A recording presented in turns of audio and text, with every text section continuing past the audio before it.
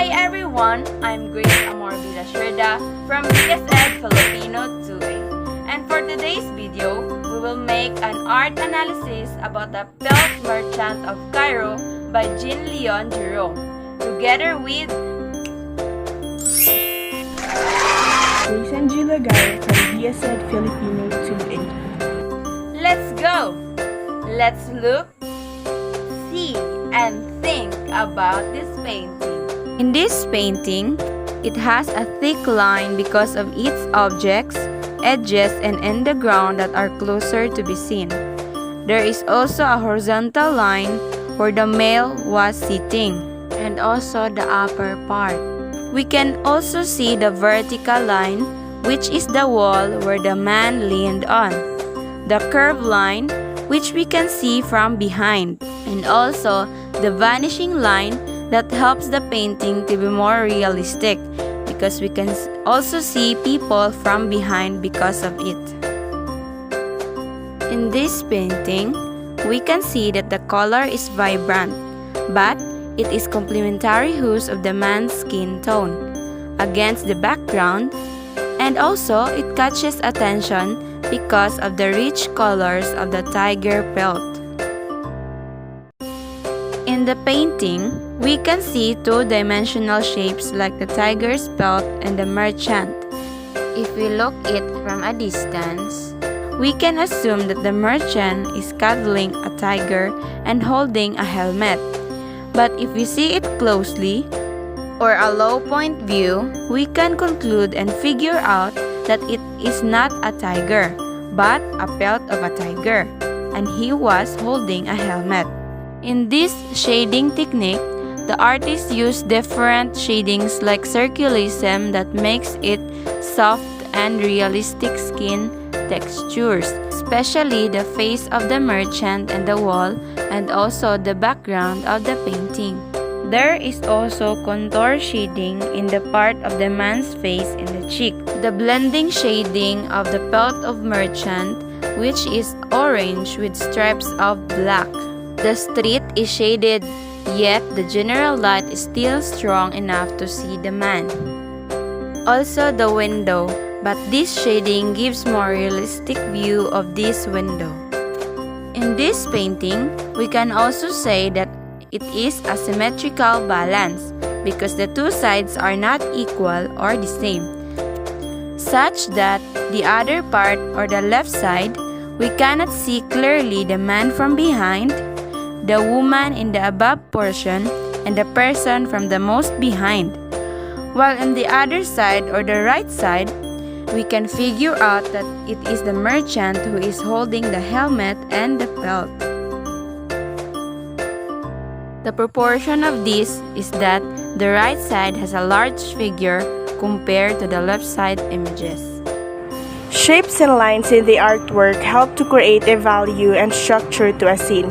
It forms a holistic pattern that visualizes the concept behind the strokes. Also, it contributed to shape the visions of the artist. The painting shows the completeness and the unity by perfectly organizing the lines, shapes, colors, and etc., which creates a whole look just like what we can see at the picture. I can say that there is unity because the art was done well with a coherent appearance of the elements. This reinforces the young merchant's presence. The artist utilized the space by giving us a moderate view on what the art is all about. The artist made the spaces or background filled with certain scenery surrounded by urban setting just to add ideas. By utilizing the space in the artwork, the main subject was given an emphasis. Pelt Merchant of Cairo is a painting with character. We can recognize them just by looking at the image shown. There are people, or 4 persons to be exact, in the artwork. The main character is the merchant who has a pelt or wool displaying it with a helmet. The pelt covers most of the merchant's body from below his shoulder to his ankle, having only 1 foot visible. The artist used more likely stiff pose to the character to impart the naturality and relaxation of the pelt merchant's position. The painting was surrounded by urban setting where we can see that there are walkways, high building extensions, and windows.